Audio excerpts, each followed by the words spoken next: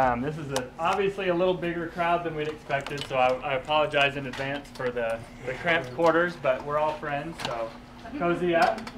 Just out of curiosity, how many people, you know, we're starting to do this, we're calling it Meetup Mondays, and so the first Monday of every month we're going to do something like this. You know, it may be here in the store, although we probably won't do many of them here. We may meet down at the river market. I think next month we're doing a photo scavenger hunt where we're going to break into teams and do, so just a bunch of different cool things, a bunch of different topics. I'm curious how you guys heard about this. So, like, how many people were from the Meetup app? Found out about it from the Meetup app?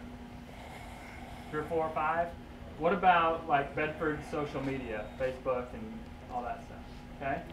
For those of you that haven't raised your hands, how did you guys hear about it? Here in the store or website? Okay. Arkansas Photography Club? It's called that. Okay, awesome. Well, again, really appreciate everybody being here. For those of you that don't know Jeremy, he's an awesome instructor and knows just about everything I think there is to know about photography. So I'm not going to take any more of his time, but turn it over to Jeremy. Yeah. At least as long as it doesn't, you know, involve outdoors. You know, I don't do that so well, but otherwise, you know. But I theoretically know how that works, you know. Okay, so let's see here. It is, as Austin mentioned, it's a little bit more crowded than what we anticipated. Originally, my plan was, okay, if we get about 15 or 20 people, we could kind of, you know, change places and do some shooting, which we're still going to do some of that. I don't know how much of that we're going to get a chance to do. So we have basically a lot of folks here, but I kind of want to get an idea. I know a lot of people kind of struggle with lighting, especially in indoor situations.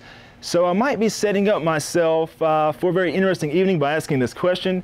But I kind of wanted to see if any like common themes like sort of like manifest themselves. So is there a common theme that you guys can think of that you've just kind of struggled with when it comes to indoor lighting? So I'm going to just... Everything? I'm not going to lie, everything. Everything? Okay. Like Christmas lights.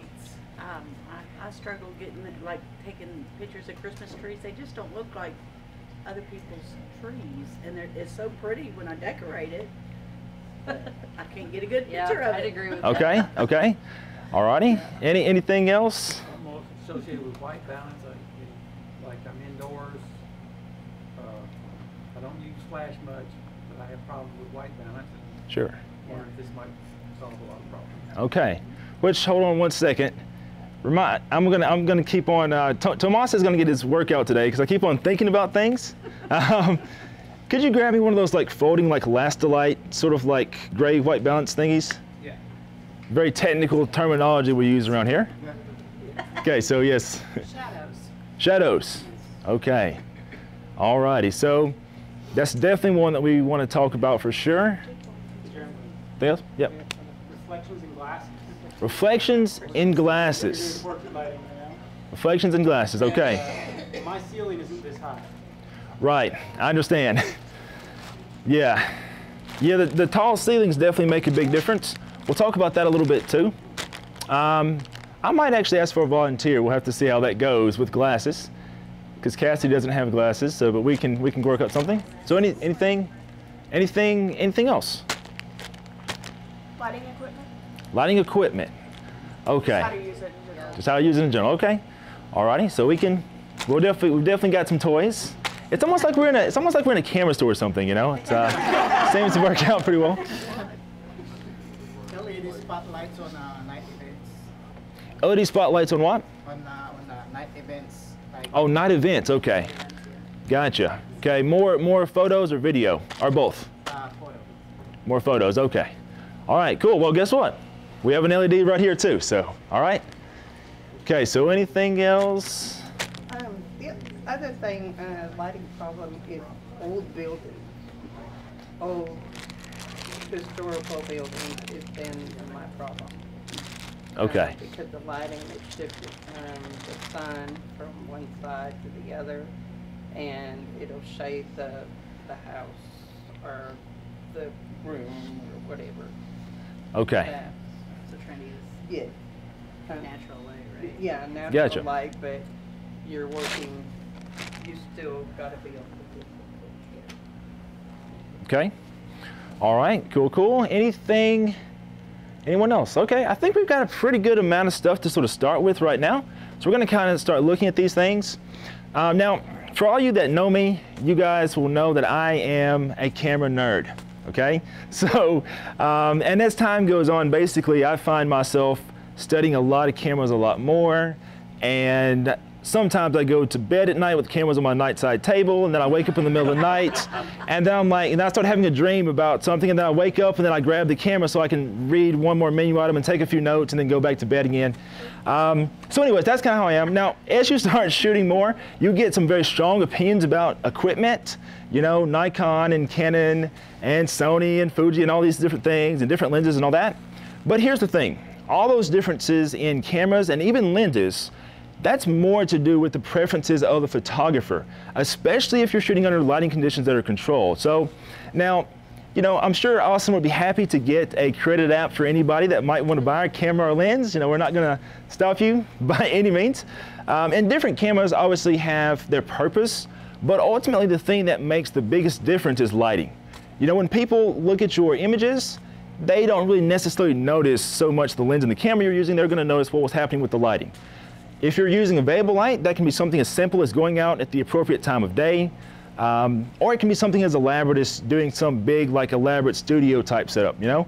But either way, lighting is the thing that makes the biggest difference, and that's why, that's one of the biggest things I'm the most passionate about in photography. So anyways, we're gonna go ahead and get this started. I'm not gonna go on and on. So we're going to, first of all, I'll just welcome Cassidy down.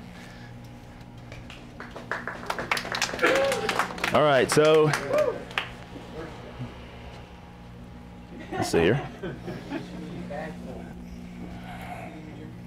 Oh no, yeah, just stand by for now. Stand by for now. Well, that was impressive. Yeah, this is. All right, so let's see here. Okay, so yes, there's a lot of people here.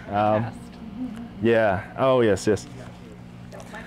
Yeah, see, ladies and gentlemen, this is exactly why, this is why mirrorless cameras are in such fashion these days, because, you know, she's been carrying around her DSLR so much, it's had an effect on her hands. So, you know, if you go back towards, you know, I'm telling you, you know, mirrorless is the future, you know, I'm telling you that. Anyways, okay. All right, so let's see here. Okay, so just hold on to that for me. Okay, so I'm gonna try to get things set up to where we can kind of see what I'm capturing over on the screen. At least that's how it should theoretically work. So we're gonna see. All right, let's see. Let me move this.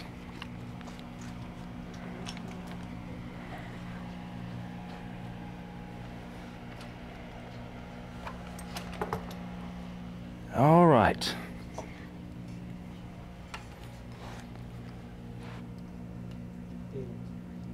Let's see here.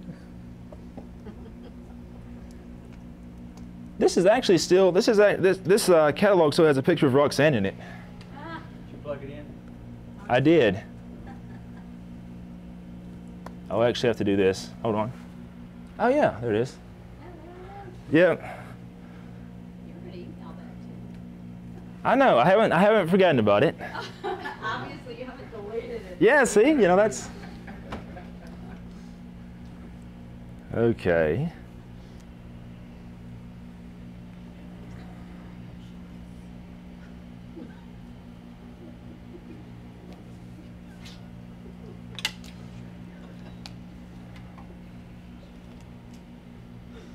How's this for an ergonomic monitor setup?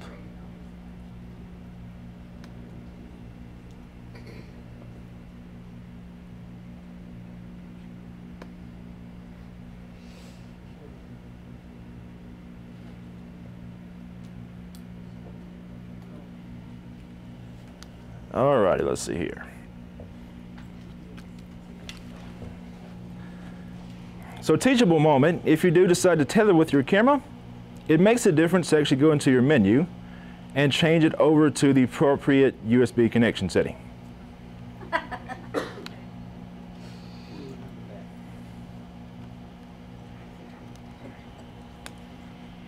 All right. Okay, cool. Something's happening up there.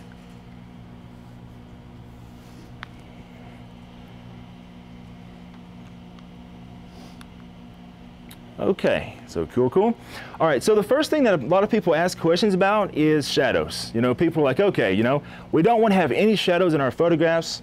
The big thing about shadows is that you actually don't want to get rid of all shadows, because if you get rid of all the shadows, you've got a flat image, you know? So with lighting, we often try to replicate the appearance of 3 dimensions in a 2-dimensional space, because the photograph, of course, is just 2-dimensional. We haven't gotten to that holographic technology or anything crazy yet, although I'm wondering why not. It's 2019, but anyways, we haven't gotten to that yet. So basically, if we want to be able to have any type of 3-dimensional characteristic to our images, we have to have some shadows. So shadows are not bad, but where we place our lights and what type of light modifier we use, that's going to control what those shadows look like. So we're going to start off pretty simply here. All right, so let's just see here. Say what? I'll show all this.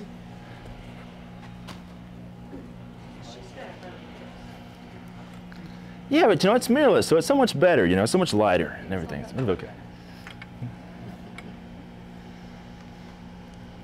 All right, so if we were to have a light source with absolutely nothing on it, you know, this would be akin to like taking a photograph, you know, on like a day with no clouds in the sky. Our light's going to be a lot harsher. When we think about our lighting, basically, the first thing we think about is the quality of light. You know, if we have light that's basically going to be more hard or more soft, that's what we're thinking about. Now, if we look at an image to determine like hard or soft light, what do we look at to determine that? Shadows. That's absolutely right, you know. So if you have an image with harsher shadows, basically you're going to have, you know, you're going to have light that's much harder in your image. So if we use this, let's just see, we'll get this. And as far as position goes, by the way, it's best to start out with our light kind of at a 45-degree angle. So basically, like, if we take this off to a 45 about right here, and then we get it coming down to about a 45-degree angle like this. All right, and I'm totally freestyling today. So let's see what I want. Something like that should work out pretty well. Okay, so let's see what we have here. Now, as far as white balance goes, I'm going to keep it pretty simple right now, and I'm going to actually just put the camera over to flash white balance. But if we wanted to go a little bit more high-tech with our white balance adjustment, we could do something like set a custom white balance. And if I was going to set a custom white balance, I would use like a neutral white target or a gray target to set that. But frankly, I think a lot of people overthink white balance. A lot of people think that white balance is something that's this abstract concept, but really you're just adding more blue or more yellow to your image, or you're compensating for some type of color shift. You're compensating for like either a very strong magenta or green cast. In this case right here, the flash I'm using is daylight balanced, so it's going to give me a pretty neutral sort of color. So this flash white balance is going to work out well. But the reason why I don't overthink white balance a lot is because a lot of times I shoot on an incorrect white balance anyway, because I think that people forget that white balance can also be a creative tool. You can use white balance to give you a more blue or a more yellow image to sort of achieve a creative effect. All right, so let's just see here. Okay, so let's see, we're on ISO 1000. That's not going to work. You guys can kind of see what I'm doing over there, but it's kind of small. So I'm going to go to the lowest ISO here because we're using flash, and I am shooting in manual mode just because in this particular situation, the camera doesn't necessarily know how bright the flash is going to be, so we don't necessarily want it to try to compensate based on the amount of light in the room. We want it to basically be set to where we want it already. Now, I am going to use some of the constant lights too, and if we were using constant lights, basically shooting with constant lights are basically just like, it's basically just like using available light. So the camera can be set to aperture priority, or you could even put it on program mode and it would still work out well there. Okay, so let's see here. All right, let's see what we get. Where did you put your ISO at? So right now I put my ISO on a very, very low setting. I put it on 100. Okay. So we've got a pretty good result. Ah, it's sideways. How do we solve that problem? Hold on. Now that is an unexpected sort of difficulty. You know what? We're going to solve this problem real quick and real high tech. You know what I'm going to do? I'm going to shoot horizontal. I'm going to shoot horizontal. That's how we're going to do it. Yeah. All right. You did? Let's see here. Well, you know, there's. All right, let's see. Now I'll show you guys this. If I did want to set the white balance 100% correct, I could have Cassidy hold this gray target here, or the neutral white target, either one. And let's see, I am going to go over to preset white balance, like this, do this. Okay, it's going to take a little reading like that. Looks good. Okay.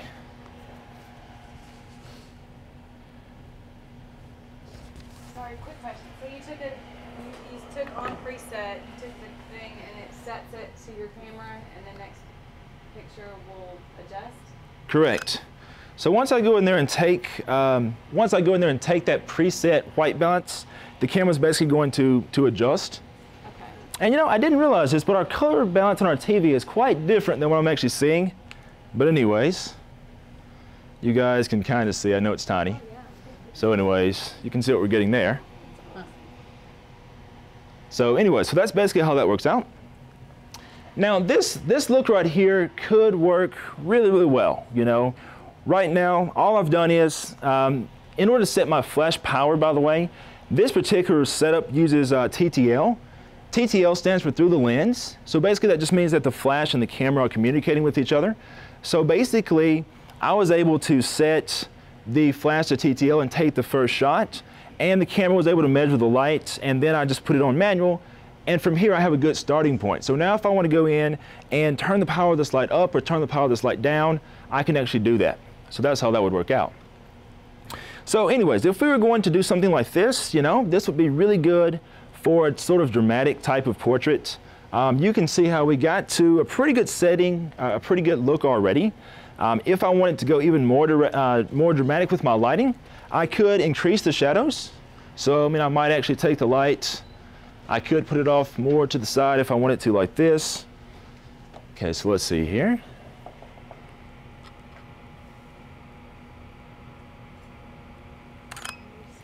I'm going to try not to stick my butt in anyone's face right here. You know, like, I'm just like, anyways. Yeah, so obviously, totally different look. Because now we've taken the flash and we've moved it further away from the camera axis and it's more off to the side. Okay, so this is back here. What's your aperture? Right now my aperture is f2. Two. That's what I thought. Yeah, so pretty shallow. What's your shutter speed? My shutter speed is 1/125th of a second. In this situation, if you're using like flash in more of a studio environment, leaving it at about 1/125th is going to be the better plan, because basically the ambient light's not going to affect anything there. If you were shooting outdoors, you might go to a very fast shutter speed. If you were dealing with bright light, or if you were dealing with low ambient light, you might actually go to a slower shutter speed. But usually in a studio environment, about 1/125th is just a good place to leave it. Okay. So, okay, so if I take this flash and I move it more to this direction right here, now we're going to start to get, we'll start to get less shadow on the opposite side, because this flash is moving more back towards the axis of, it's moving back more on axis with the camera. Okay, so let's see here. All right, so there we go. So basically, let's see if it will let me.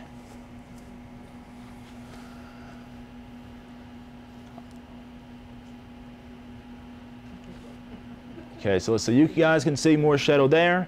That's kind of that 45-degree angle, so that's still going to be a good place to start.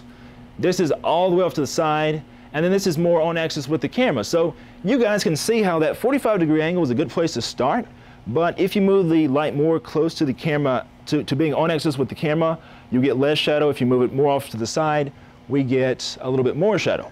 So that's how that works out. When you're doing a shot like this, is it better to have the light higher? In most cases, it's good to have it higher. You wouldn't always have it high. You usually don't want to light anyone from below because you're going to get that like sort of like Tales from the Crypt Keeper, like flashlight effect or something, you know. That's not good. But usually the reason why we go a bit higher is because it kind of replicates what we would get in a real world situation. You know, normally if we think about the sun, well, the sun is going to be coming from above, so it's a lot more natural that way. The other thing about that is, you know, if you do have someone with glasses. So if you've got, yeah, who's asked me about glasses earlier? Yes. So if you've got someone with glasses, then getting that light up higher does make a difference. So anyways, for me, the next upgrade that I need camera-wise is actually a bigger space to shoot in. Because you mentioned not having tall ceilings, so yeah, we're in the same position there, Rob. You know, having the taller ceilings does make a difference there, but ideally getting the light up a bit higher can solve that problem too. So anyways. Okay, so let's say that we like this particular image, but we want to be able to sort of fill in these shadows a little bit. So let's see here. So Matt. Do you want gold? Do you have a preference? Let's just go with the white. Alrighty. We have no room for. Oh my God. Break your elbow now. Oh boy. Yeah, so watch the cord while I read it. Cassidy's bones can heal, but I don't know about my computer. No, just kidding. No. Definitely hurt the computer first. All right, so let's just see here. Okay, so go ahead and take that down for 1 second. I'm going to take one shot right here. Okay, so now put the reflector back again. Okay, so let's see here. So this is why you have to have a human reflector stand, because, you know, you can just kind of, you know. Every time I shoot a particularly attractive model and I take a non-photographer with me to shoot, they think, oh man, I'm going to hang out with the models and everything. And they get there and they hold the reflector, and then I go like this, and they're like, I can't see anything. I'm like, no, it's okay. This is what you're here for, you know. Anyways. They're saying they won't come again. Right. Okay, so let's see all we have here. Oh, yeah. All right, so hold on. Okay, so you can actually see something. Yeah. All right, let's see here. So, all right, so you can see, yeah, you can see right there. You know, you can change things pretty easily.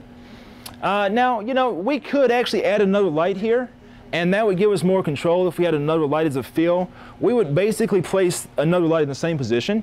So, you know, we've got our main light up here, our key light. So it's going to be, you know, controlling our main look to the image, our main shadows and everything. If we were going to add another light to the scene, we wouldn't want to put it like right here. Because if we do that, it's going to start to add its own shadows to the image, which is not what we want. So in that particular situation, we would actually want to have our fill light placed at a lower angle right here, just so that it would fill in just the shadows on the opposite side of the face, kind of like how Matt was holding the reflector at that level. So that would give us... Lower than what your main light is. Correct. So yeah, so your fill light would typically be lower.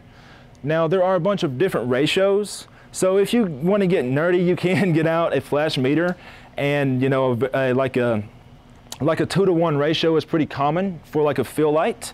So a lot of people will get their meter out and measure exactly, you know, how many stops lower the fill light needs to be and all that. I personally just prefer to just shoot and look at the image and see if I like it or not, you know? When you say lower, do you mean intensity or height? Correct. So I mean intensity. Right. So basically your lights are going to be measured in stops, just like, you know, just like your camera settings, just like ISO and aperture and shutter speed. It's also going to be affected by how close you have your light to your subject. So that's why you can set the power setting on the light to give you a general idea of how much light is getting on your subject. But if you wanted to go super scientific, you could use that meter, because that meter is also going to measure how much light reaches the subject, which is of course going to take into account the distance. Or you can shoot tethered and dial your light up, dial your light down until you see until you see something you like, and go from there. So, yes. About the height he was holding it at, though. That is there a good starting point? The ratio just between the height of that and the height of the reflector. Would you want to go halfway up, or do you go? Does it matter as long as you are somewhat below it? Right. So I would say keep the reflector more on the eye level of your subject. Would be a really good place to be. Of whether you've got this light real high, wherever that is, the reflector should be on the eye level. Correct. Think You know, of it as the a pool with light. I like that. Okay. Yeah, It's applied that's true. geometry. I mean, Indeed. You're reflecting, the reflector is the side of a pool table or the pool ball with the light. And it's just, you line it up like you would have shot in a pool table. That you're aiming at the ice. Yeah. Yep. Okay. Yeah, All right. I like it. All right, see that right there? See, you could actually charge me for that analogy. I'm always collecting more analogies. So anyways, so that's basically how that's gonna work out. Now, if we look at our image and we say, you know what, this looks really good, but we maybe we want it a little bit less fill, we could ideally move Matt further back, and that would mean less light would bounce back, because in lighting there's this thing called the inverse square law. So basically that just describes how light at a given intensity, it just describes how far it travels. So if I didn't want quite so much light bouncing back, if Matt is right here, he's close to that light source right there. But if he comes and banks back, then not much of the light is going to reach this reflector because it's a further distance now. So we would actually get less fill. Or if we had, like I said, if we had another light, we could control that.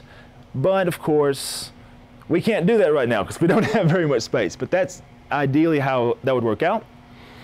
Okay, so looking at our picture right here, you know, it looks pretty good.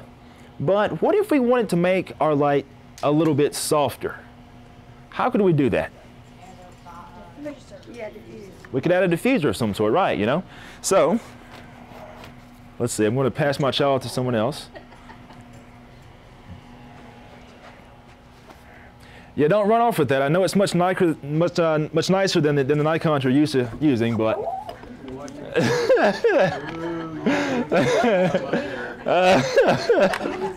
Close your eyes. All right, so let's just see here. Okay, let's see. All right, so right now I have what's called a beauty dish on this.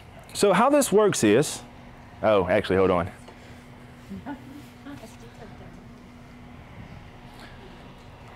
Some people ask me about not using a camera strap, but I don't need one if I have Matt, right? Okay, so with these beauty dishes, how this works is normally all the light from, hold on. Okay, it's not the same unless I can wave things around.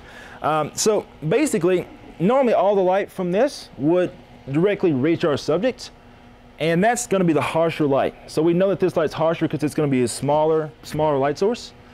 But this beauty dish has a plate in here, and that plate is basically blocking all the harsh light from the flash tube, but it is basically bouncing that light back into this dish to direct it out.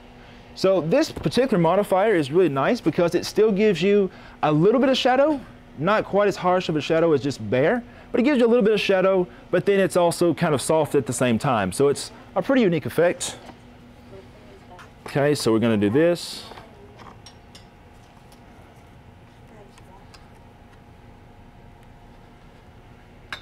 All righty.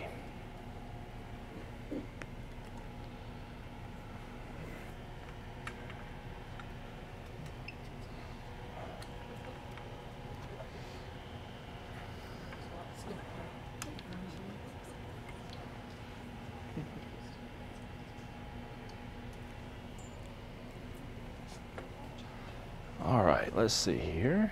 This looks about right. Okay, so we're going to take one without the reflector first. And let's see here.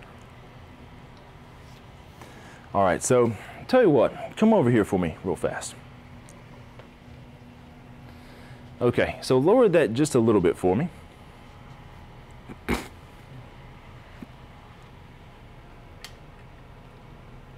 Okay, looks good. All right. Now, whenever I change to this, my settings are going to change a little bit because now, you know, we're basically using up some of our light. Anytime we diffuse the light, basically it's going to now, some of it's going to be lost. It's going to require more power from this to fill up this entire beauty dish. Okay, so let's say if I,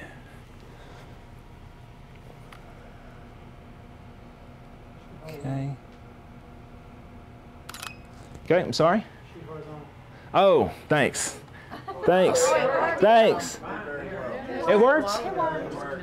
Okay, well, you know, it just, yeah.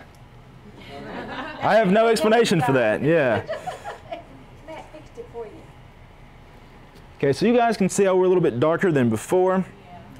So we can go here, I can take another reading. Okay.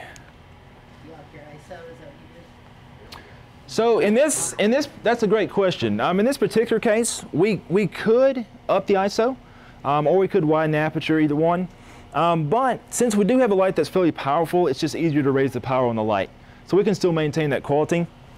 So let's see, this light is basically 2 stops from its minimum power. So it's very, very low. Let's see here. What happens if you drop down 1 stop? If I drop down 1 stop, 1 stop is going to put us about right here.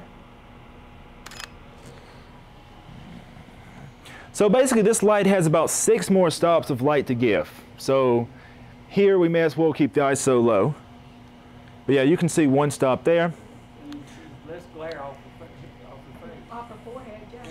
Definitely. So let's see. Let's look at something. Yeah, so we definitely have quite a bit of light there. So maybe...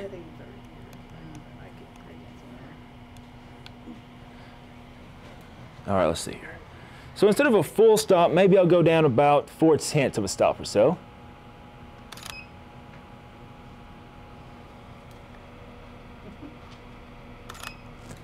Normally I'd be using an 85, but we're a little bit cramped for space.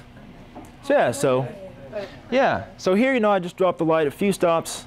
Okay, so I think you guys kind of get the general idea of what I'm showing here. So grab that reflector for me, Matt.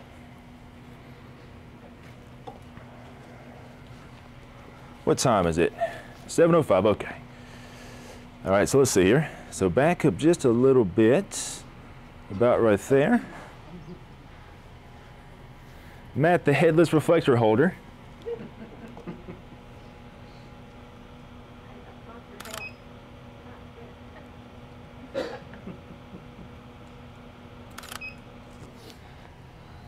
What lens are you using, Jeremy? Yeah, so I dropped it down. I dropped it down about half of a stop. So a full stop was too little, and you know, basically, but it was still a little bit too bright where it was. So a half was a good compromise. But anyway, it's not too hard. You know, we can do this pretty good. In some scenarios, I might even find myself using a much larger lighting modifier. Let's see here. So. What lens are you using? So right now I'm using a 55mm 1.8. So yeah, a lot of times I might use a larger modifier, something like this large umbrella. This is actually my favorite umbrella to use. I'm not going to use it today because, again, space. But anyway, so a lot of times I like this one. So this one right here is a nice size. This one is a silver umbrella. So anytime you have an umbrella that's going to have like, oh sorry. yeah, I'm a little, yeah, I should probably put this away now. You guys get the idea.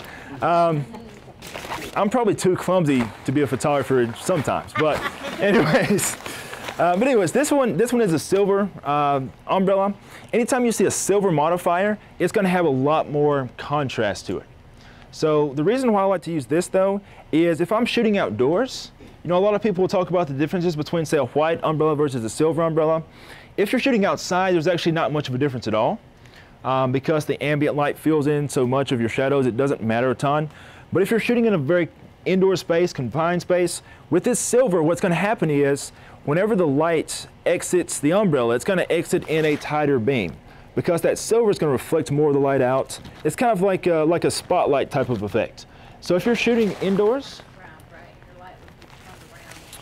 correct. Yeah, so this right here is going to be a bounce umbrella. So your light would be here and it would bounce out of it like this. If you have a white umbrella, whoop, that was kind of close. Yeah, that's how I keep everyone awake on the front row. But yeah, if you're dealing with like an umbrella that does not have a black backing on it, then that's when you can actually fire through it. But anything with the black backing is basically going to be a bounce umbrella. So yeah, so this silver right here is going to produce a much more contrasty light source if you're inside, because inside you're going to be in a more confined space. So whenever you have that light traveling out of the umbrella in a tighter pattern, you're going to be able to see it, whereas you wouldn't be able to see it outdoors. Now, the reason why I think the silver is the most versatile is because if I am shooting outdoors, that silver is more energy efficient. It gets more light to the subject. So if you're trying to do something like overpower the sun, if you've got a beautiful sunset behind someone and you're trying to really match that bright background, this is basically going to allow you to get more light out of the umbrella. If you're shooting indoors with it, you can get a contrastier look out of it. But then if you don't want to get a more contrasty look out of this, you can get yourself one of these. This is just a diffuser. And this right here will basically make it behave just like a white umbrella. So you can do the most with the silver. It can cover all these scenarios, which for me saves space in my bag. And that's very, very important because I've got enough crap to carry around already. I'll show you guys a quick trick to putting this together. So you don't use an Octobox? So I do use an Octobox some, and Octobox gives technically a bit softer results than this, because basically in an Octobox you have a couple different layers of diffusion material. You've got the outer diffuser and then you have the inner diffuser as well. That works out much, much better. If I'm photographing someone that's a bit older, you know, I mean, to be frank with you, you know, if you have someone with perfect skin, that's a good time to get the beauty dish out. I'm fortunate to have a beautiful model to photographs, you know, and so forth, but yeah. No, actually, no, your skin is actually really good, you know. Yeah, you know. I used the beauty dish on you the last time I took photographs of you, so yeah, it's true, yeah. But sometimes, you know, if you want to get a softer light with less than perfect skin, the Octobox still works out better because you get the light through two different diffusion layers and it's much, much softer. So that's how that works out. But anyways, this still works out pretty well. It's still pretty soft, and it's still a heck of a lot easier to travel with and put together, which is another reason why I use this. Now, a lot of folks will, I'll just show you guys a quick trick. A lot of folks will take this and they'll open it up, and then they'll try to struggle to put this on. So I'll show you guys a trick to this. I like to take it, I like to put my arm through it, right here, and then I like to grab the umbrella shaft right here. And then I put it down like this. And as I open it, that way it goes like that. So yeah, so it works out much, much better, you know. Anyways, so yeah, so that's how that works out. Ah man,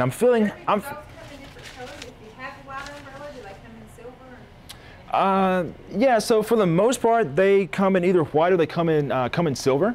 But like I say, if you have a white umbrella versus a silver, they're very, very different if you're not using the cover, but they're about the same if you do use the cover. So I figure, you know, if you're going to buy one umbrella, go ahead and buy the silver one. That way you can put the cover on it and get that soft look, or you can get a harsher look if you don't use the cover. It's just more versatile, in other words. Okay, let's see here. You know, as far as colors go, I don't really find myself using something like the gold modifiers. In most cases, they're just a little bit too much. So, you know, I don't do that a whole lot. Now, if we do get into gels, which I may show you guys in a little bit, because I kind of want everyone to kind of get a chance to shoot too. If you get into gels, usually that has to do more with matching the color of ambient. So a lot of times, let's see here. So a lot of times if I get to using any type of gels, say for example like this right here. So this orange gel is what I would use if I'm shooting in lighting conditions that are very, very yellow, like if you have tungsten light in your environment. Or sometimes I'll even use this at sunset too, because that's going to take the light and make it much, much warmer.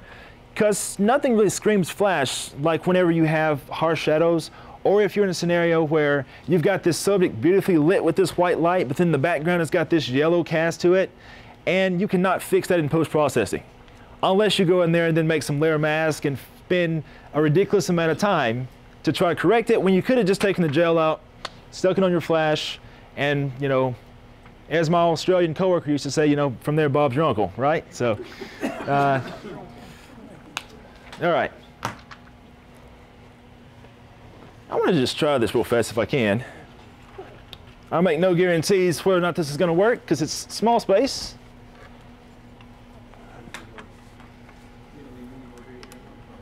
Maybe. You're so pretty though, buddy. You know, you're keeping the audience, you know, well occupied.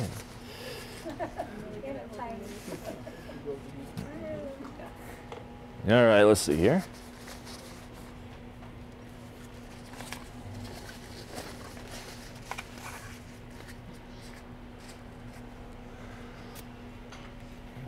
Here's another just random thought for you guys. Whenever you don't have people watching, always practice how to put together your equipment. I know that that sounds crazy, but you guys don't know how many times I have people say, Jeremy, I was using this modifier and it embarrassed me in front of my client. And I'm like, oh, well.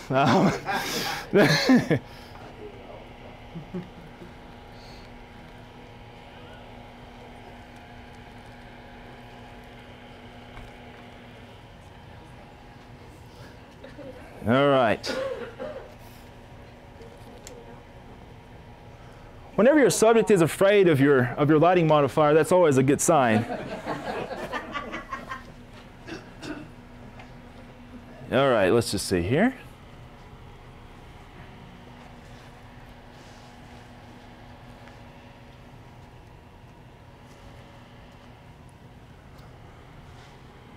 All right, let's see here. Oh, did it? Okay. We can solve that. Wake up. Okay.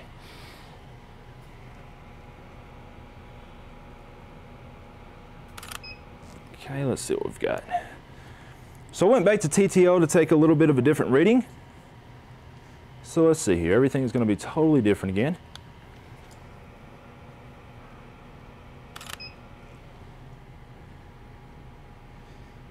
All right, so bring our reflector back up right here. Okay, back a little bit more though. All right.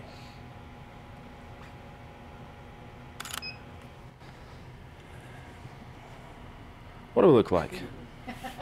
Yeah, so minus the fingers, you know, minus the fingers, really, really good look. So yeah, so it worked out pretty well. Okay, here we go. So you guys get the general idea. I'm trying not to hit anyone back there.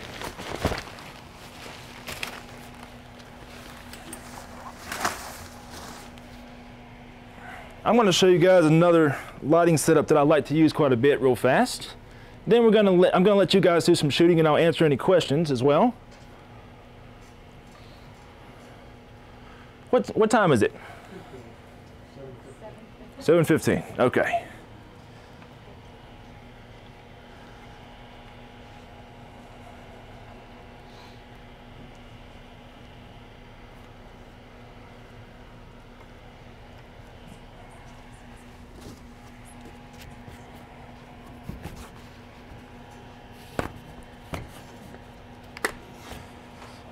Okay, so there is a particular lighting technique that's called clamshell lighting, or sometimes called paramount lighting. And if you go to like the, say you go to Dillard's or someplace like that, and you go to the makeup counter, you're going to see this lighting set up quite a bit, because that's the so-called beauty type of lighting. So basically what you do is you take a light and you put it directly above, really high, and then you have some sort of fill below. And that fill below could be another light source, or it could be something like a reflector. What is that Westcott like? U-light. What? No, what's the other one called? The reflector thingy. The highlight. Dilator. Yes, that thing. So it helps to have a model that's also a photographer, by the way. The Westcott eye lighter. You guys may have seen it. It's like this reflector that's sort of curved. That particular device is very, very good for this type of lighting too, because basically not only does it fill the light from below, but you also get a lot of light from both sides. We don't have one of those right now because basically we have no space, but we do have matte. Gotta have a map. Have to, indeed. All right. Okay, let's see here. So we want to get this light a little bit more like this. So let's see here. So we've got this right here. So let's do this without the reflector real fast. Alrighty.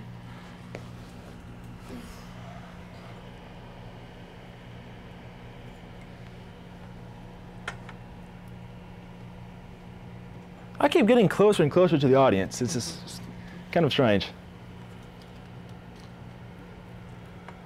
Or we're scooting closer. Do what now? Or we're scooting closer. Oh, yeah. All right, let's just see here. All right, so we'll go back here. Let's see.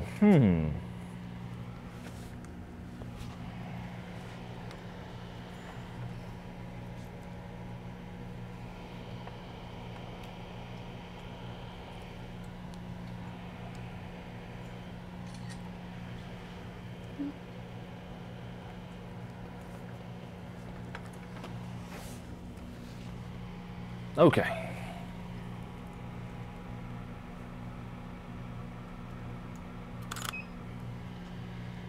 All right, let's see what we've got. Okay, looks pretty good. Now, this right here this look is usually characterized by having the face a bit brighter. I'll give you guys a tip on that too real fast. A lot of times whenever I'm shooting, I like to shoot with the RGB histogram on the camera. So that way you actually can see all the different tones. Now, if I were closer to my computer right now, ideally I'd actually be looking at the computer histogram and not the camera histogram. But anyways, if you look at that red channel, that red histogram basically will show you where all your skin tones are. Because with your histogram, okay, you've got like this white histogram that's your so-called luminance, which is just the overall sort of brightness average. Then you have a red, then you have a green, then you have a blue. Well, the thing is, all the skin tones live in that red channel. So there may be some times when the overall histogram may look fine, but the reds may actually be starting to get a little bit overexposed. So this is especially important if you're doing a shot like this with a modifier like a beauty dish, because a beauty dish has a very direct light, so it's going to put a lot of light on the face, as you guys can see. So in this particular situation, it actually is very easy to inadvertently overexpose the skin tone on the face. So keeping an eye on that can make a big difference. Of course, you can see over in the top left-hand corner too, in capture one there, I can see my histogram as well. And it shows the breakdown of, all the color channels. Okay, so I'm going to say this looks about good, but let's see, let's put that reflector into the mix. All right, so let's see here. Yeah, this is going to look way different.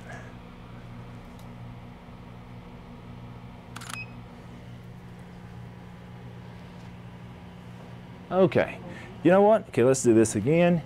I'm going to try to take this photo at the same distance for you guys, so move the reflector for a second. Okay. All right, let's see what we have here. All right, so quite a difference there. Okay, hold on to that. I'm going to move this so everyone can kind of see a little bit here. Okay, can everyone kind of see the screen a bit better now? All right, so you guys can see here. Yeah, so that's the difference right there. But yeah, we definitely get that effect of having that very, very bright and clean look. A lot of people ask me about retouching. Obviously, image retouching is very important, but if you light things properly, you actually don't have to do nearly as much retouching. So, all right, let's see here. Let me do something. Looks like a toothpaste commercial. Oh, yeah. Colgate. Indeed. Let's see. Let's go a bit closer here.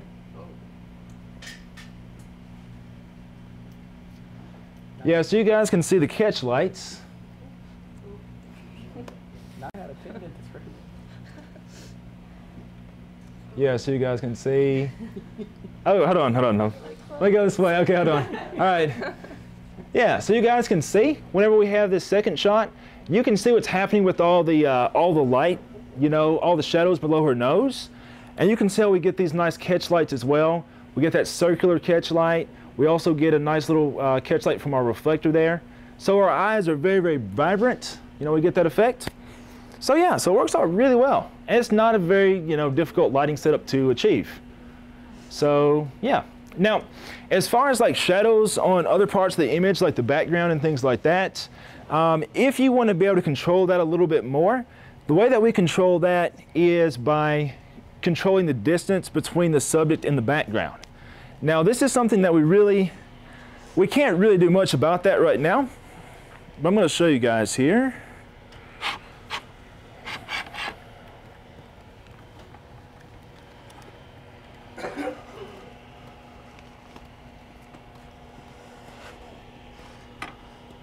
All you guys should like send Jason Bedford an email and say that we need a bigger store, with the second floor, so we can have stuff like this more often, right?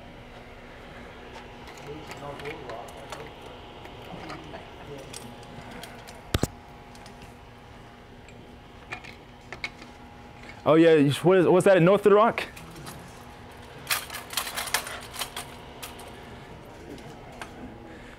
All right, so let's see. We're going to try. All right, you can step over here for right now, Matt.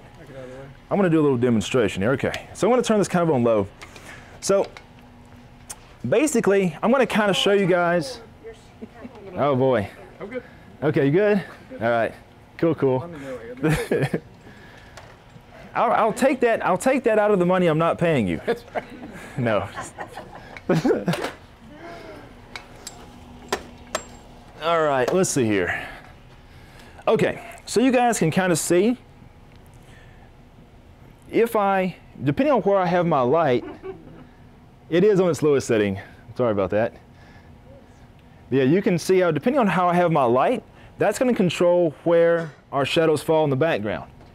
So if we have our light someplace like this, our light's coming this direction and our shadow is falling right over there. Now, if Cassidy had more space and she could walk towards us, let's just try it, just in the little space we have. Okay, so let's see here. So come like over on this side. Okay, so you can see, now you don't have to worry about the chair. So you can see right here. Now we're gonna just kind of go back towards the background. Okay? Yeah, now let's come back this way. Yeah, we're doing a little bit of an exercise thing. But you can see how, depending on where she is in relation to the background, let's see, stand all the way directly in front of it, like all the way back. So yeah, you can see like right here, we get a lot of light there. But if she comes back towards me again, you can see now that shadow starts to dissipate, even though the light is still in the same place. So when you're controlling your shadows, see, I guess we could do it on this side too. So everyone over there can see too. All right, let's do it again. Okay, so just go back again. All right, so you can see here. Okay, so come this way some now. Okay, so you guys can see how that makes a difference. So basically, whenever we get her closer, those shadows get longer, and then we don't have that effect on our background nearly as much. So again, Rob, this is exactly why the next upgrade I need is a bigger space. So that's why, anyways. I'll go half of it. Yeah, we need to talk after this. We need to work it out. Does anyone want to go in with me and Rob and getting us a big space to rent? So yeah, so you can see how space makes a big difference there. Now, of course, if we start talking about shooting an image on a very bright background, like a white background or something like that, that's where we're going to have to put some additional lighting onto the background too. Because with our light, there is this whole inverse relationship going on. So basically, the further our background gets from the light source, the darker it's going to get. Now, that can be really good if you're dealing with a white background and you want it to make it appear gray. I mean, theoretically, if this background were bright white, if we got Cassidy far enough from it, we could make it look like it's a black background. But if we don't want to get that effect, I mean, we can't just turn up the light here and make it brighter to brighten up the background. I mean, it would brighten up the background, but Cassidy is closer to the light than the background is, so she would be overexposed. So if we were in a situation where we want to get a completely white background or something like that, we would have to have another light source on the background to make it happen. So make sense? Okay, all right, so let's see here. I think this is a pretty good time. You can sit a bit there. I'll put this over here somewhere. You want me to move this? No, it's fine. Now, what's causing that light in that picture that's on the side of her head there?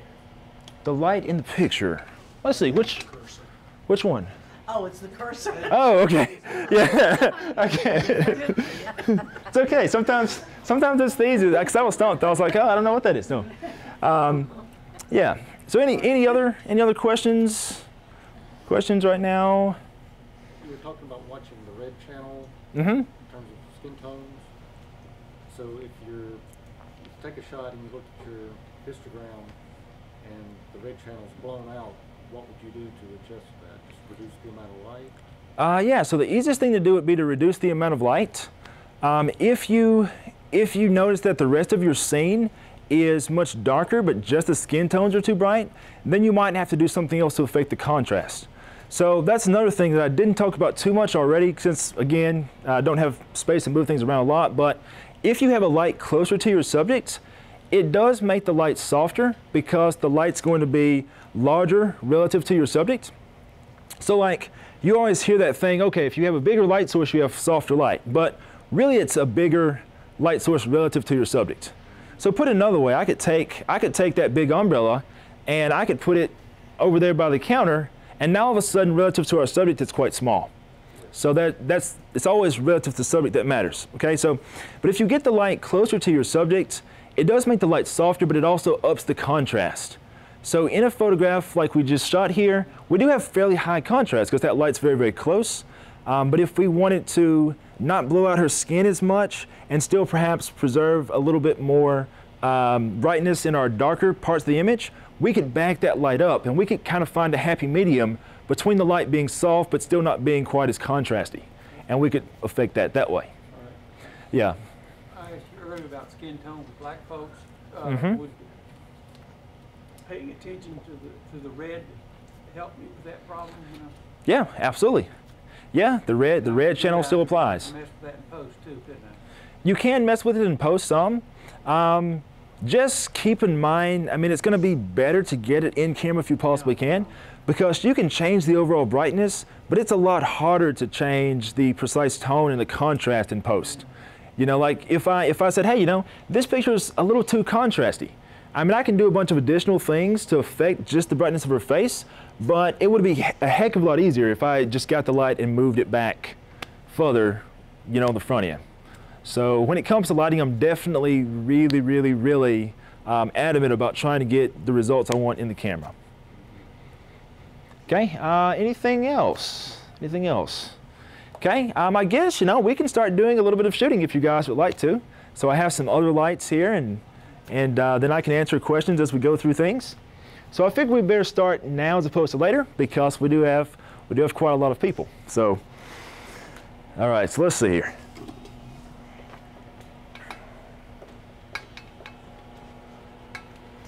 All right, let's see, I guess. Could you do me a favor, Matt? Okay, could you come over here and just plug this light in? So if anyone would like to actually take any photographs, don't all jump at once. Okay,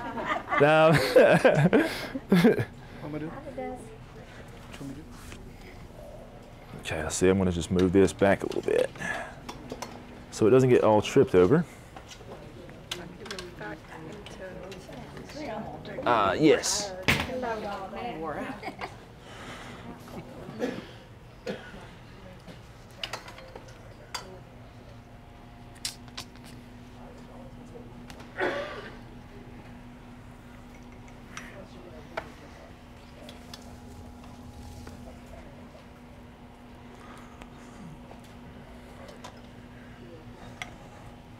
What we got? Okay.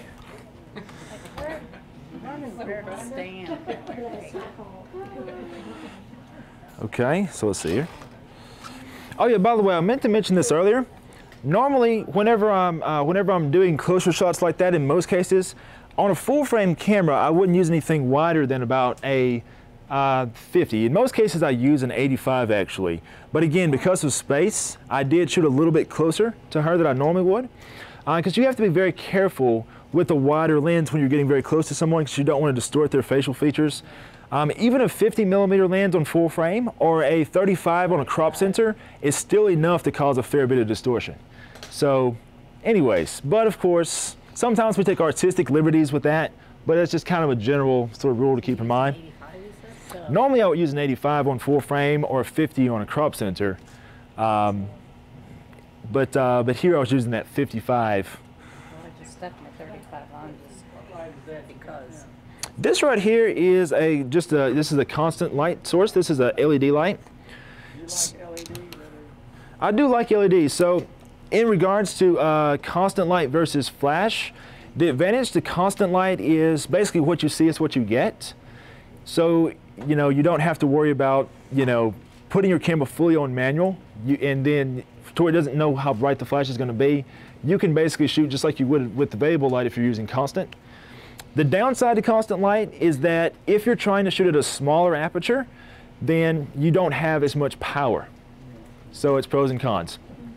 Constant light does have an advantage when you're teaching a group of people too, because you don't have to worry about everyone having a trigger on their camera to be able to fire the flash. So.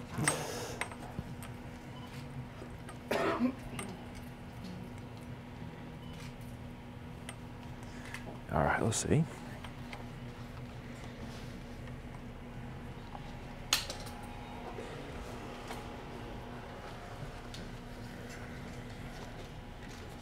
Let's see here. Help her lift.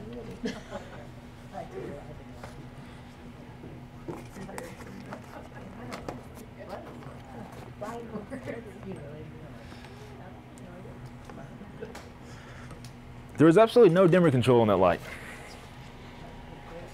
Okay, let's see here. So let's see, you can move this right here to this side a little bit. Yeah, okay. Does anybody else have any questions? I guess I can hold a reflector and talk at the same time.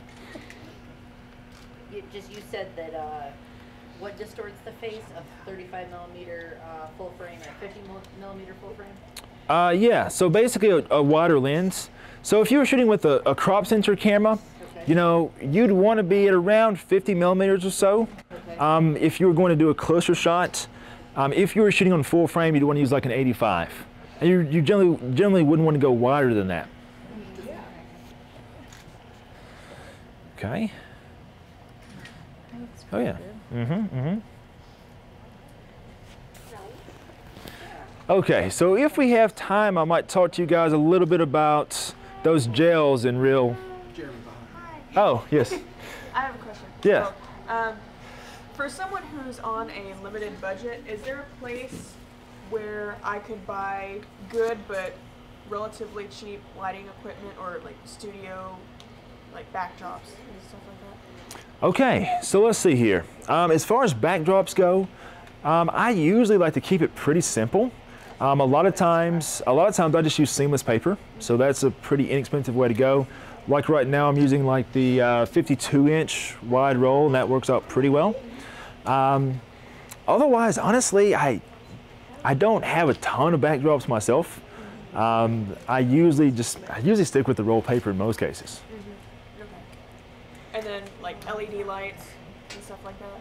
Okay, so as far as lights go, if you know you're going to do something where you're not going to be moving as much, where you're going to be in a sort of like setup situation all the time, there are going to be some pretty inexpensive strobes you can get that will plug in. So like you could get something like, there's a company called Interfit, and they make some lights. What is it called? Yeah, let me show you here. Yeah, so Interfit. Hello. Interfit? Uh-huh. Yeah, so Interfit, yeah, so like this light right here. Okay. So this is a really good light. Okay. So yeah, so that way. Those usually fit on those? Yep, okay. absolutely. Awesome. Yep. And yeah, you know, if you don't mind them, if you don't mind plugging them into the wall, that can actually work really well. Also, another option you could also look at using speed lights. So if you have a speed light already that you use for on-camera use, you could buy a stand and you could buy a trigger to use that off-camera as well. Okay. So that's another possibility.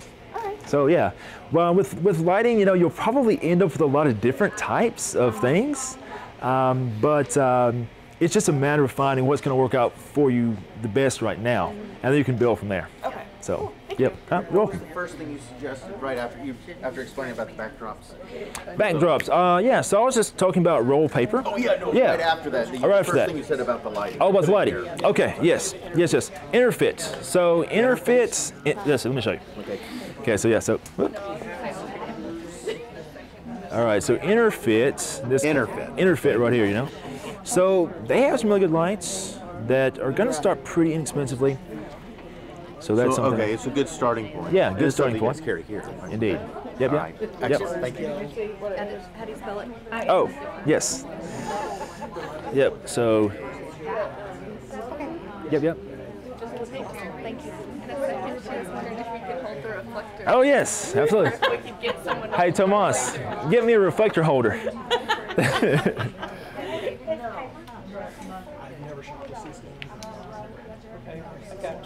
are your 3 kids.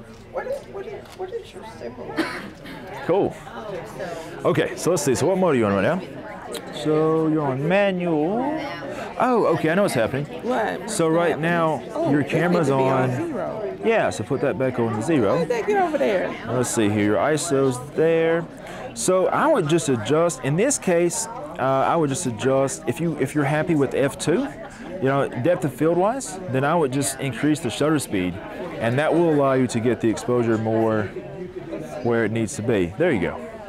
But this meter is if I increase it, this meter is going. So whenever you're shooting, be sure that you're looking at your meter precisely when you're looking at your subjects, because it's going to vary a little bit as you move around. So go in there and actually take a photograph, and then we'll see exactly where it falls. Okay. Marine Corps is the best of both worlds. No Educated.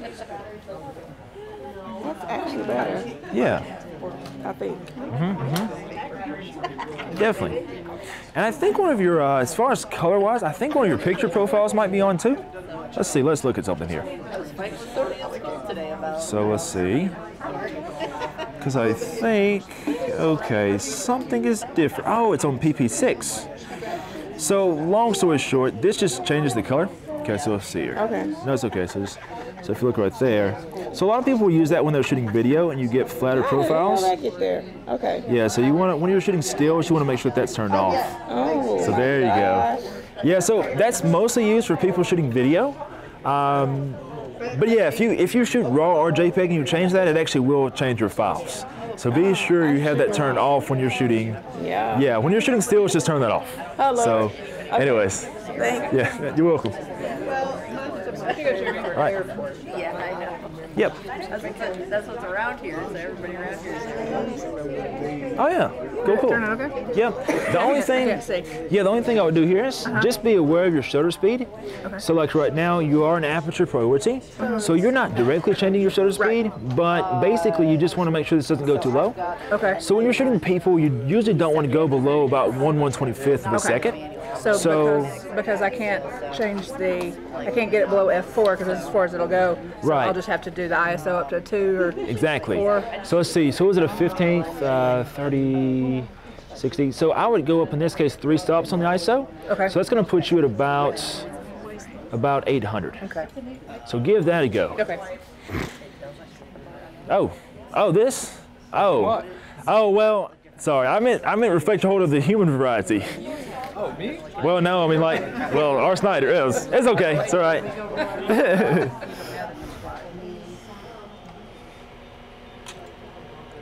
I had to get there at the right time or there wouldn't be any room. They line up. Yeah, I can put it on this. It's okay. We can put it on this one too. It'll be all right.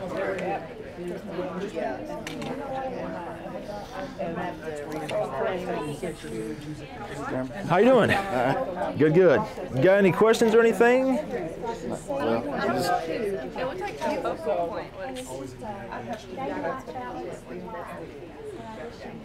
Here, you look at Let's it. see Looks here. like it's not focused. Yeah, let's just see here. what? Mine is. So let's just double check. So we can tell where it is. Okay, let me see something real fast.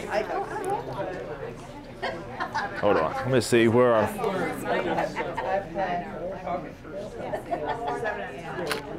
Okay, let's see. Yeah, focus point was just a bit off. So I just made sure that it was directly on her eyes so that way we would get the exact exposure or the exact focus. Because yeah, since we're fairly wide on our aperture, you know, it can be off. Okay. Hold on 1 second.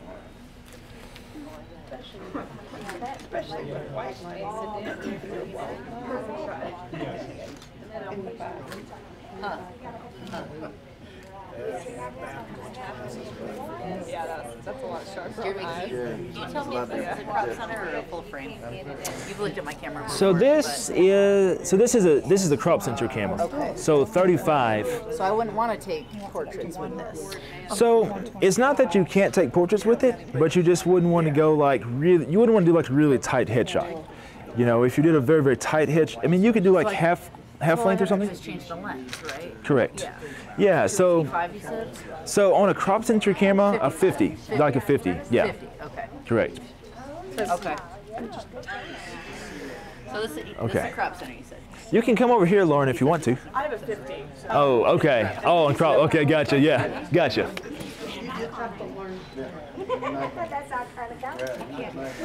Yeah, that's exactly why I didn't go with the 85, because that would have to be, you know. Maybe if I get right here. Yeah. Don't let Jeremy hear you say that. Uh-oh. What is Jeremy not hearing? Canon versus Nikon. I have no horse in that race. I don't, you know. I'm not going to Right, okay. And you have some. I like my See, I like the hard shadows. Yeah. Yeah, you bring up a good point there. You know, there's no right or wrong way to do it. It just kind of depends on your subject and your intention. So knowing how to like manipulate everything is still going to be like the biggest thing. I keep turning my camera. I have no idea how to use this thing, by the way. Okay. I've never even seen this thing. It's like, where do we get this thing from? It is big enough. Yeah, man. I didn't say that I didn't.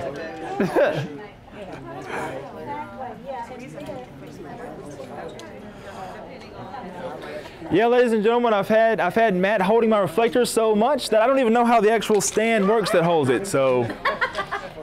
Can I focus on her? All right, let's see here. I'm gonna do something here.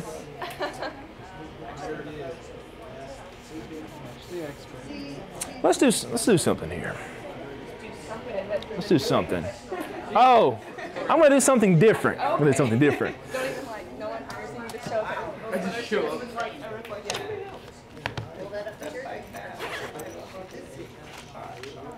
What time is it? It is 7:46. Okay. Well, yeah.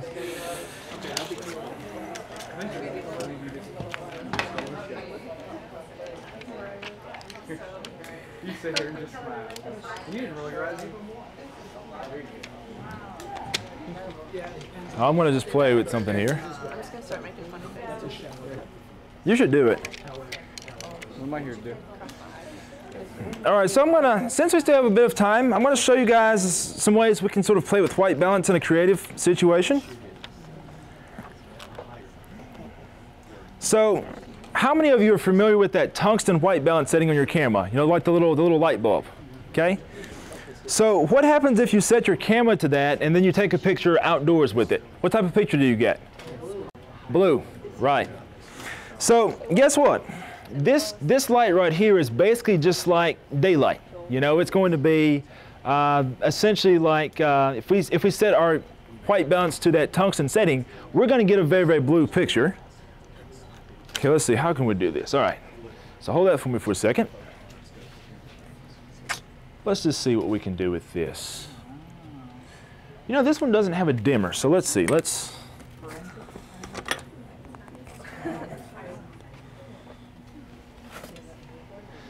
Yeah, this is pretty much what happens when I'm shooting in a real scenario. All right, let's see here. This.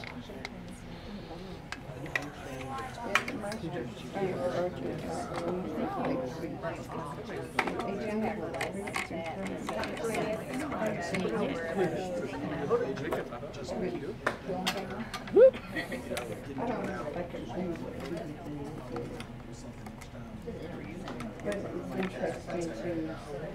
Huh.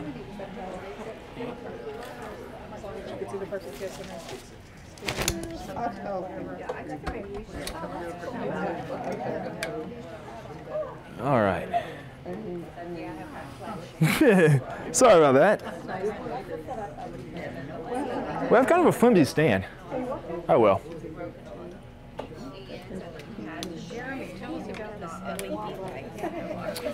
So this one right here is just a this is just a constant light source. Yeah, grab that other light stand for me real fast. That one that's blue at the top.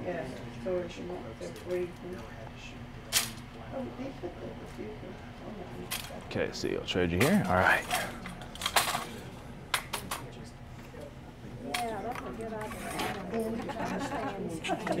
Can't cheap out on a light stand. That's right. You do not want to cheap out on light stands.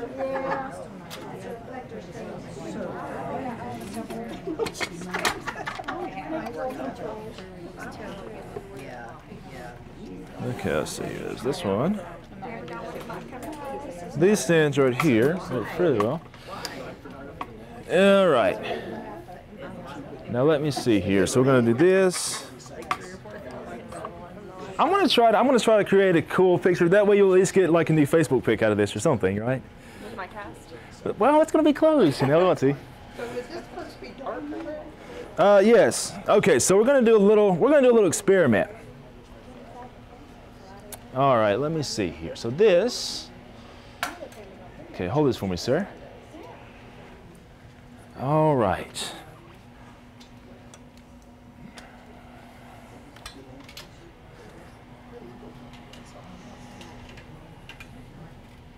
Oh, yes, the TV. Wake up. All righty.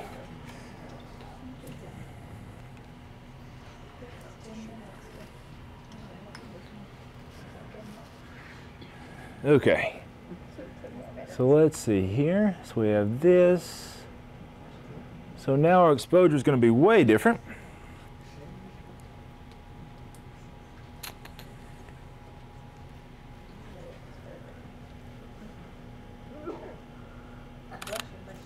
Okay, so there's this. That's going to be our initial result first. But, okay, let's see. So what we're going to do. Color of the sweater. You know, painting it with the Yeah, you're right. All right, sorry, this is going to be bright.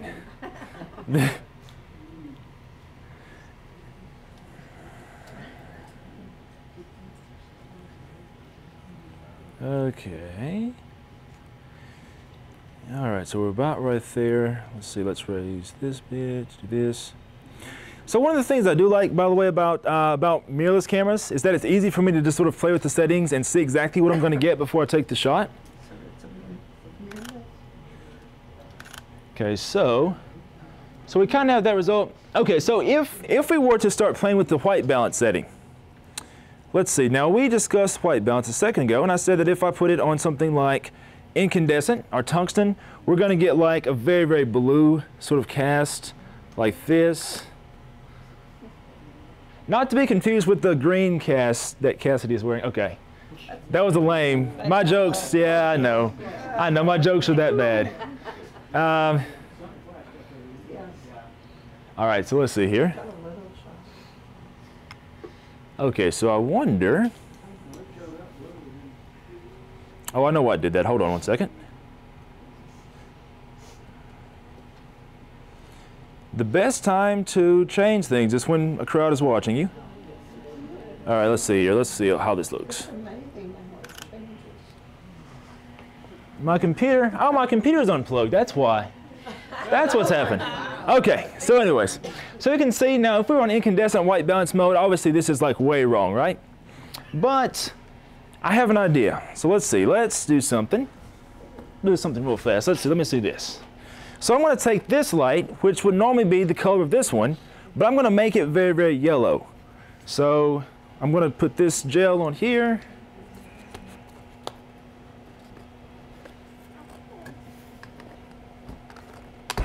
All right. Slide this back a bit.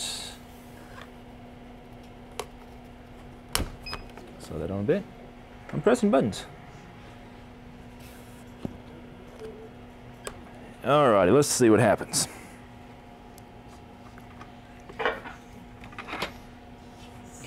Well, that's the wrong knob, ladies and gentlemen. All right, that's the right knob. You're still going at a 45-degree angle then? Okay. We'll get everything adjusted here. Okay. Okay, let's see here.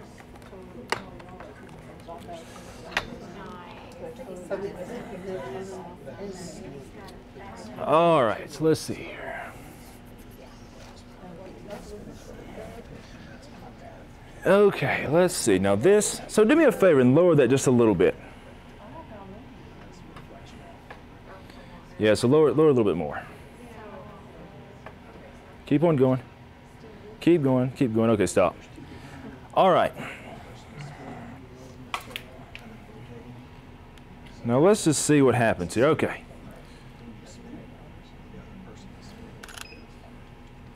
Okay, so maybe we can do that. So let's see, now we just have to play with things a bit.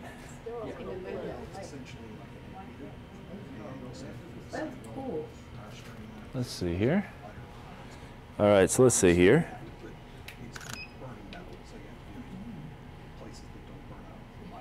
Okay, let's see here. It is, but you could still see the thing. He toned it down. I should have gotten that one. That would have been awesome. That one was. All right. So anyways, we're totally on the wrong white balance right now, but we're basically doing this for a creative effect. Now let me think here. All right. Okay, let's do this. Like, what's your point of mixed light sources from, say, a sunset and a flash? Exactly. Is it on red? I'm sorry? Look, it's reddish. Yep, because we put that orange gel on there, Oh. so now the light is much, much warmer than it used to be. So now we've got the camera set for this light, which means it's adding a bunch of blue. But this light right here that's already more blue looks too blue. So now we've got this sort of duotone look going on. So let's just see here. Oh, guess what? The trigger's dead. But we have more batteries. All right, so let's see, let me do this. Okay, so bring up one end towards your face, but not the, yeah, right, you know, there you go. All right, so let's see here. Hold on 1 second. Hold that 1 second. Another pro tip, carry lots of batteries.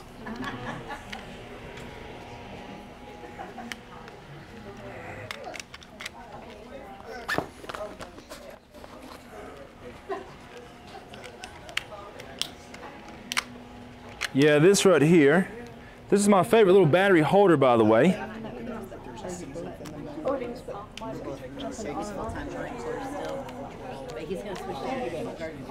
All right.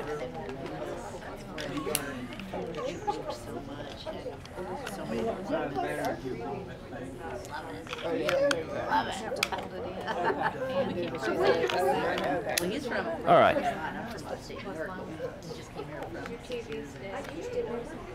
Oh my word.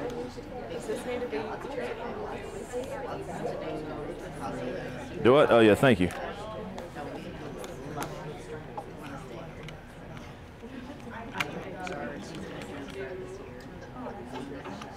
And put your batteries in properly too.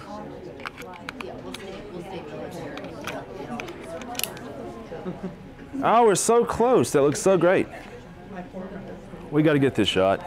So yeah, so then, yeah, so instead of having your hand like this, just be a little more so. There you are, just fingertips only. There you go, right there, right there. Okay. That's what I'm doing right now. Okay. Wow, that's what I want right there. Okay. I'm gonna drop it down a little bit. Not this year. Next year, yes. But this year they're not signed up for it. So. Okay. I'm doing it for free. Okay. Move around just a little bit. Do you want to? Like my hand? Yeah. Hand up there. Here's a contrast. All right. Save that one. So anyways, so you guys get the idea. All right. All right, let's see. Let me get this out of the way. Yeah, so anyways, you guys kind of get the general idea. Basically don't take white balance too seriously. You know, white balance can still be used as a creative tool too. So yeah, I don't know, I kind of like that shot. All right, so any other, I guess, man, I thought it was later than it is. Okay, does anyone else want to come up and shoot or have questions or? Yeah, so I have a gel in there right now. Yep. So I've got the orange gel in there. I have the camera set for the orange gel, but then of course that light ends up being too blue. So. You will. It will if you have your camera set to the incandescent white balance mode. Oh. Yeah, here, you want to try it? Yeah. Okay, so get your camera. Yep. That little round disc that you have in there. Uh-huh. You sell that separately? We don't really sell it separately, but a beauty dish will come with one automatically. Some of the soft boxes can be converted to a beauty dish by adding that, but it just depends on which one you have. Yeah, it depends on what softbox you have, so we can always look and see. What about this light, Jeremy? How much is it? So that one right there, I think most of these are in the $200 to $300 range, something thereabout. All right, so in order to do this, you will need the flash trigger. Okay, so this right here will talk to your camera. So just put it over to, yeah, so right there is fine. All right, so let me turn that back on. Okay, let's see here. Let me go in here and turn this on to where it will not add light to the scene. Head off. Okay, so put this on your camera. He was saying this cost $200. He was saying that light cost $200. All of this little bulbs light up. All right. She was telling me. They all light up. It's not just one in the middle. Right, but what It's just a wider light source than just like small one will be more. All right. So it should be set. All right. So earlier I was shooting. What was I shooting at? Hold on.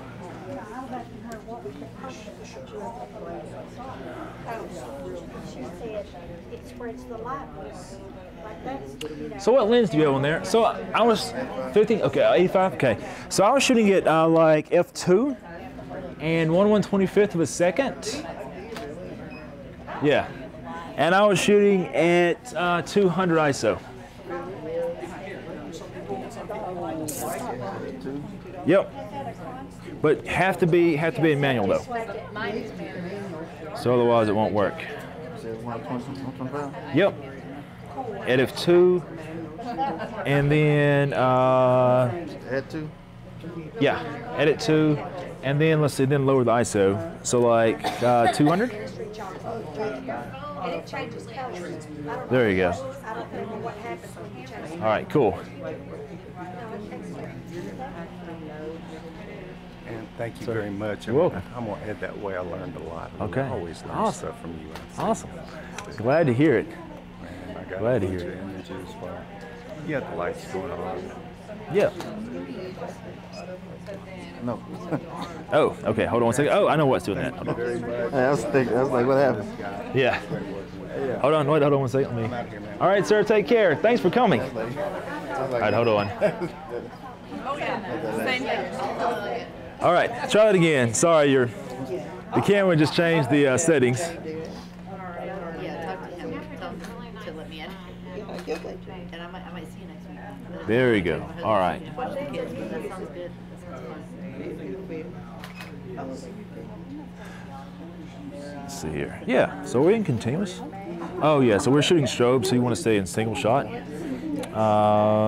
But yeah, that's basically, there we go. So that second shot, the flash didn't go off, but it did the first time. He just turned 1 last week. So, Oh my goodness. 3-year-old. We're done now. Don't you mind you done that? Hold on, let me see something. Waited a long time. Well, You look tired on that one. 37, so we didn't have kids. I don't blame you. hold on, let's see. The light seems like a while. All right, hold on. Traveling. Let me see what's happening here. I think your hot shoe might be a little bit loose because whenever I'm shooting this way, it goes off. So that's what's happening. I might Yeah. be too far away. Nah, it's just that whenever it goes sideways, it's putting a lot more torque there. All right, so does anybody else have questions or anything? All right. All right. Let's see. Let me see if anybody else wants to give this a go. All right. Yeah, cool. Can't leave that. Can't leave No, that. can't do that. Yeah. It can be arranged. But. I know. All right. Does anyone else have questions or want to try this lighting setup or thing? This is about $1,000. Oh, wait, hold on, that's the Nikon flavor. I do have a Canon flavor one over there too, though. So, yeah, see, yeah, it can be done. Yep. Yeah. It's nice. But that one you said of how much? 200 or 300. Yeah. So constant light. Yep. Now, is it daylight balanced or what? Yeah, this one is daylight balanced. It really is. I noticed it's plugged in. Does it have rechargeable battery? Some of these do have a rechargeable battery. I have a square one that I can adjust. It's similar to that, but I don't. It just recharges. Sure. Y'all sell the ones that have the rechargeable battery. We do. Because I bought Yep. it here. We surely do. Just like that. Just like that. Yeah. Yeah, those are still kind of the same price range at this point. Yeah. Yeah, this one right here is actually a much older one, but now the new ones we sell are about the same price, but they still have like a rechargeable battery and stuff too. So. So if you want to use it outside, just charge the battery and take it with you. Yep. That's right. Surely can. Yep. Tell me how you know this is a crop center. I've never even heard that word before. Oh, crop sensor? Oh, I'm sorry. So basically, somewhere I have a little chart. Oh yeah. Good. Well done. Yeah. Could you hand me this right here? All right. Thanks. Yeah. So basically, on all these different cameras, they're just going to have like different